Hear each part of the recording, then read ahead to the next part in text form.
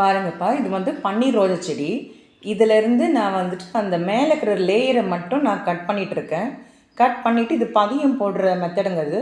Cut பண்ணிவிட்டு இதில் வந்துட்டு இந்த வாட்டர் பாட்டிலை வந்து நான் கட் பண்ணிவிட்டு அதில் இன்சர்ட் பண்ணுறேன். இன்சர்ட் பண்ணிவிட்டு அதில் வந்து மண் போட்டுட்டு நம்ம 1 மந்த்து கழித்து பார்த்தா அதில் நிறைய வேர் விட்டுருக்கும். நான் 1 மந்த்து கழித்து நான் உங்களுக்கு என்னென்னு காமிக்கிறேன். அப்படியே ஒரு டிப்ஸும் பார்க்கலாம். நிறைய பேரோட செடியில் வந்துட்டு நுனி கருகுது, மொட்டு கருகுது அப்படின்ற மாதிரிலாம் சொன்னீங்க. அதுக்கு ஹோம் ரெமிடி எதனாச்சும் சொல்லுங்கன்ற மாதிரி கேட்டிருந்தாங்க. டீ தூள் இருக்குது இல்லைங்களா, டீ தூள் நல்லா கொதிக்க வச்சுட்டு அந்த வாட்டர் ஆறின பிறகு ஒரு பங்குக்கு ஒரு 2 பங்கு தண்ணி ஆட் பண்ணிவிட்டு செடி ஃபுல்லும் நல்லா ஸ்ப்ரே பண்ணி விடுங்க. அது கூலிங்காக இருக்கும். அதனால் உங்களுக்கு அந்த இலை, அந்த மொட்டு இலை எல்லாம் கருகாமல் இருக்கும். அந்த நுனி எல்லாம் கருகாமல் இருக்கும். இந்த டிப்ஸை ஃபாலோ பண்ணி பாருங்கள். இது நல்லா ரொம்ப யூஸ் ஆகுதுங்க. இந்த சீசனுக்கு இது யூஸ் பண்ணலாம்.